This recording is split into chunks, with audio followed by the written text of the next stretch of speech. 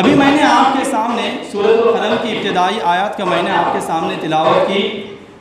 یہ آیتیں اس وقت نازل ہوئی جب مشرکین مکہ اللہ کے نبی صلی اللہ علیہ وسلم کو طرح طرح کے القاب سے نواز رہے تھے۔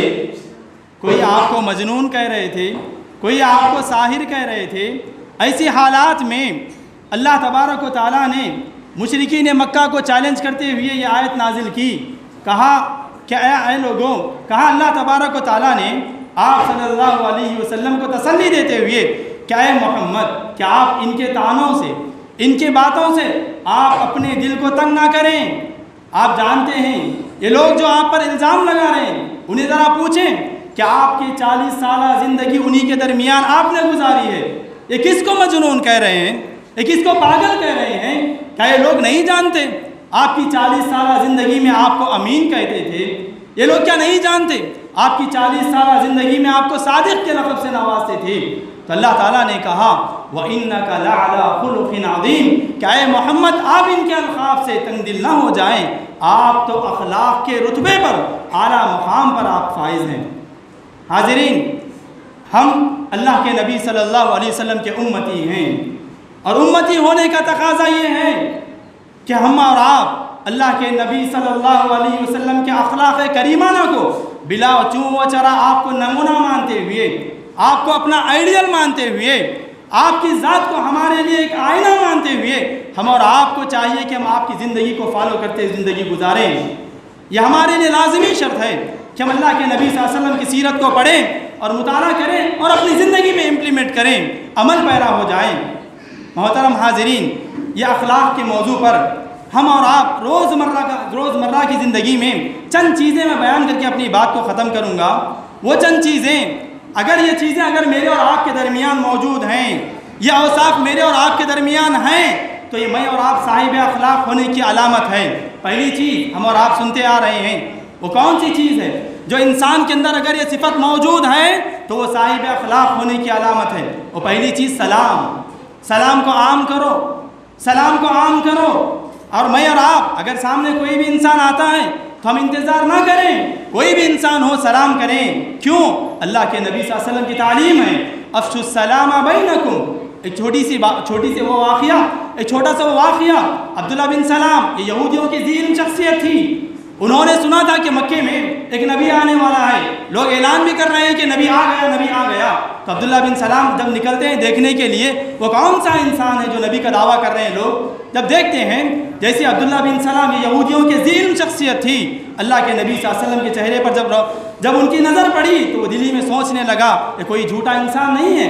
پھر قریب ہوتا ہے تو اللہ کے نبی کی وہ تعلیمات جب عبداللہ بن سلام کی کان سے ٹکراتی ہیں، کون سی تعلیمات؟ کہہ رہے اللہ کے نبی صلی اللہ علیہ وسلم یا ایھا الناس افشوا السلام اطعموا الطعام وصلوا الارحام وصلوا باللیل والناس نیام، کہ لوگوں سلام کو عام کرو، غرباء و مساکین کو کھانا کھلاؤ، اور جب سارے لوگ سو رہے ہوں تو اللہ کی دربار میں، اللہ کی عبادت میں آپ لگ جاؤ۔ تو الغرض اس حدیث میں کہنے کا مطلب یہ ہے کہ جو اللہ کے نبی صلی اللہ علیہ وسلم نے کہا سلام کو عام کرو، ہوا کیا؟ جیسے ہی الفاظ کو سنا عبداللہ بن سلام، ان تعلیمات کو سننے کے ساتھ ساتھ عبداللہ بن سلام جو یہودیوں کی ذہین شخصیت تھی، ان تعلیمات کو سن کر وہ فوری مشرف با اسلام ہو گیا۔ الغرض یاد رکھیں، اور اسی کے ساتھ ساتھ یہ سلام کرنا، سلام کا جب ہم کرتے ہیں سلام کے ساتھ ساتھ اور چند چیزیں ہیں، ان چیزوں کا بھی میں اور آپ لحاظ رکھیں۔ مسکراتے ہوئے سلام کریں، کیا جاتا ہے؟ چھوٹی سی اسمائل دیں اور سامنے والے کو ملاقات کریں۔ آپ کا سامنے والے کو ملاقات کر مسکراتے ہوئے ملاقات کرنا یہ میسج اس کو دیتا ہے کہ آپ کا دل اس کے لیے آئینے کی طرح صاف ہے، آپ کا دل کینہ کپٹ سے صاف ہے۔ یہ میں اور آپ کو چاہیے کہ سلام کریں تو مسکراتے ہوئے سلام کریں۔ کیوں؟ آج میرے اور آپ کی سب سے بڑی غلطی یہ ہے کہ آج میں اور آپ ہمارا چہرے پر مسکراہٹ تو دور کی بات، ہمیشہ ٹینشنز، ہمیشہ غصہ، ہمیشہ یہ حال ہمارے آج میرے اور آپ کا ہے۔ اور یہ دوستوں اسی طرح اور بھی آگے بڑھیں، اور میں اور آپ دیکھیں جب ہم دوستوں کی مجلس میں ہوتے ہیں ہمارے اور آپ کے چہروں پر جو خوشی کی جو رونق سجی ہوئی ہوتی ہے، جب میں اور آپ اپنے ماں باپ اپنے گھر لوٹتے ہیں، اپنے ماں باپ سے ہم کلام ہوتے ہیں، وہی غصے کے تیور ہم دکھانا شروع کرتے ہیں۔ اپنے بیوی بچوں سے مخاطب ہوتے ہیں تو وہی غصے کے تیور ہم دکھانے لگتے ہیں۔ یہ کیا کلچر ہے؟ یہ کیا لائف اسٹائل ہے آپ کا، یہ کیا آپ کا کردار ہے، یہ کیا اخلاق ہیں؟ اللہ کے نبی کے اخلاق کو دیکھیں، آپ کی تعلیمات پڑھیں۔ اللہ کے نبی نے کہا تبسمک فی وجہ اخیک صدقہ، آپ کا کچھ بھی نہ کریں، مسکراتے ہوئے سامنے والے کو سلام کریں اور ملاقات کریں، آپ کے لیے نیکی ہے، آپ کے لیے صدقہ ہے۔ اور آگے بڑھیں، ایک صاحب اخلاق کے لیے اگر میں اور آپ اپنا جائزہ لیں، اگر میں اور آپ اپنا جائزہ لینا چاہ رہے ہیں تو اپنی زبان کو دیکھیں۔ اگر میری اور آپ کی زبان اچھی ہے، عمدہ ہے، ہمارا کردار اچھا ہے، تو یہ چیز میرے اور آپ کے لیے صاحب اخلاق کی علامت ہے۔ زبان کا اچھا ہونا، گفتار کا اچھا ہونا، اپنے سلوک کا اچھا ہونا، یہ صاحب اخلاق کی علامت ہے۔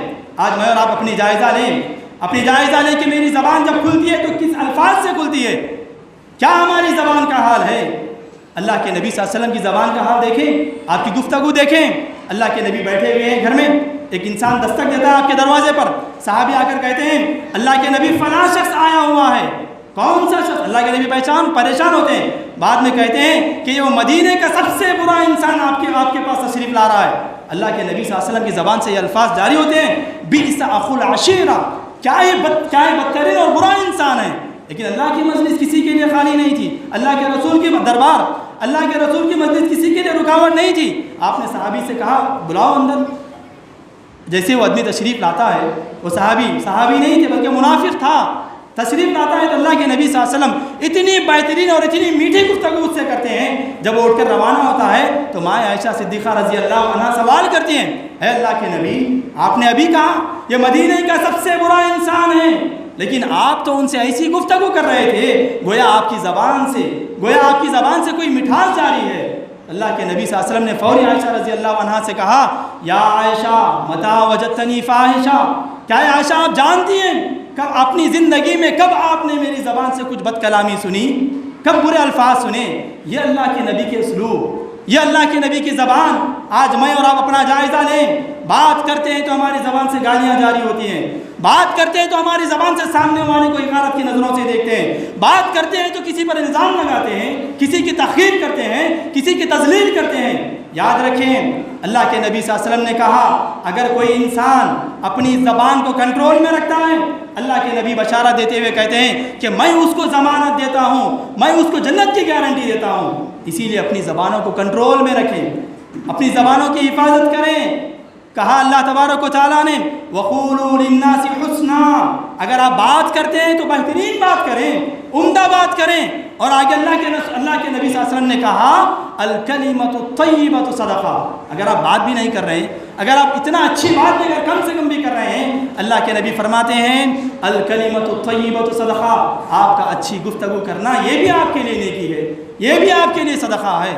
اسی لیے اپنی زبان کو قابو میں رکھیں، اپنی زبان کو کنٹرول میں رکھیں۔ اگر میں اور آپ اللہ کے نبی کا امتی ہونے کا دعویٰ اگر کر رہے ہیں تو اپنے آپ کو اپنی زبانوں کو حفاظت میں رکھیں۔ ایسا نہ ہو کہ اگر میں پہلے صف کا مصلی ہوں، صف اول کا مصلی ہوں، لیکن میری زبان سے سامنے والے کو تکلیف دیتا ہوں، میری زبان سے سامنے والے کو دل چیرتے ہوئے اپنے ایسے الفاظ نکال رہا ہوں، لیکن میری زبان سے میرے پڑوسی محفوظ نہیں ہے۔ اللہ کے نبی فرماتے ہیں وہ مومن ہی نہیں جس کی زبان سے، جس کی اعضاء سے اس کا پڑوسی محفوظ نہ رہتا ہو، جس کی زبان سے، جس کی اعضاء سے اس کا دوسرا بھائی محفوظ نہ رہتا ہو۔ اسی لیے ایک صاحب اخلاق کے لیے ضروری ہے اپنی زبان کے کنٹرول میں رکھیں، اپنی زبان کی حفاظت کریں۔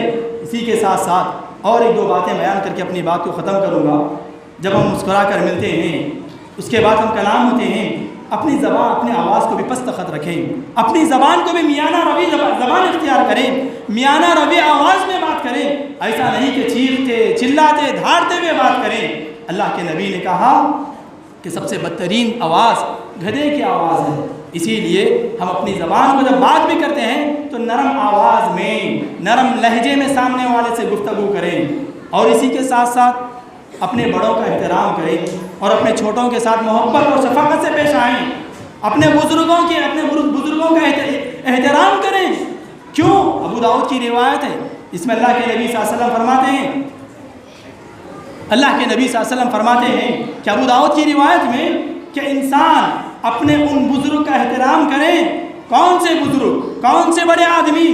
جن کے بال سفید ہو چکے ہیں، کس چیز میں سفید ہو چکے ہیں؟ اللہ رب العالمین کی عبادت کرتے ہوئے اگر ان کے داڑھی کے بال، اگر ان کے سر کے بال اگر سفید ہو چکے ہیں تو ایسے انسان کا احترام کرنا مجھ پر اور آپ پر اور سارے لوگوں پر لازمی آتا ہے کہ بزرگوں کا اہتمام کریں۔ اور اسی کے ساتھ ساتھ بہت سارے احادیث ہیں جس میں اللہ کے نبی صلی اللہ علیہ وسلم نے بالکل صاف الفاظ میں فضیلت بتلائی ہے۔ دوسری ایک روایت میں جو مشہور حدیث ہے، اللہ کے نبی صلی اللہ علیہ وسلم فرماتے ہیں ما من شیء اثقل فی المیزان الا بحسن الخلق، کہ اچھے اخلاق، گڈ کیریکٹر سے وزنی چیز جب نام اعمال میں تو ہمارے میدان محشر میں نام اعمال میزان میں ترازو میں تولے جائیں گے، میرے اور آپ کے کیریکٹر سے وزنی کوئی اور چیز نہیں ہوگی۔ اسی لیے اپنے اخلاق کو سدھاریں، اپنے اخلاق کا جائزہ لیں، تنہائی میں بیٹھیں، جب آپ بستر پر جاتے ہیں تو اپنا جائزہ لیں، آج میں کس سے کیسی گفتگو کیا؟ جب میں کسی سے ہم کلام ہوتا ہوں، کیا میری زبان سے سامنے والے کو تکلیف ہوتی ہے؟ کیا میری زبان سے گالی گلوچ نکلتے ہیں؟ کیا میری زبان سے میں کسی کی غیبت کرتا ہوں؟ کیا میں کسی کی برائی بیان فرماتا ہوں؟ اگر میرا اور آپ کا یہ رویہ ہے تو ہم اللہ کے نبی صلی اللہ علیہ وسلم کے امتی ہونے کے ناطے ہم اور آپ کے لیے ضروری ہے کہ ہم اللہ کے نبی صلی اللہ علیہ وسلم کی سیرت کا مطالعہ کریں، سیرت کو پڑھیں، تبھی جا کر ہم اللہ کے نبی صلی اللہ علیہ وسلم کا پکا اور ایک اللہ کے نبی صلی اللہ علیہ وسلم کے عاشق رسول جس سے ہم کہتے ہیں آپ کا امتی ہونے کا دعویٰ ہم کر سکتے ہیں۔ اسی طرح یہ چند باتیں تھیں، وقت ساتھ نہیں دیتا ہے، شیخ ابھی موجود ہیں آپ کے درمیان، میں اسی طرح اپنی بات کو ختم کروں گا۔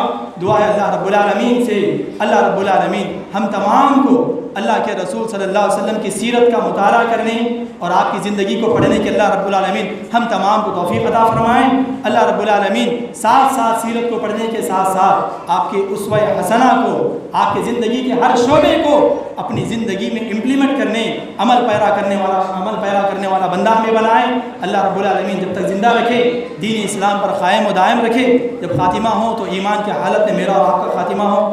آمین و آخر دعوانا الحمدللہ رب العالمین۔ السلام علیکم۔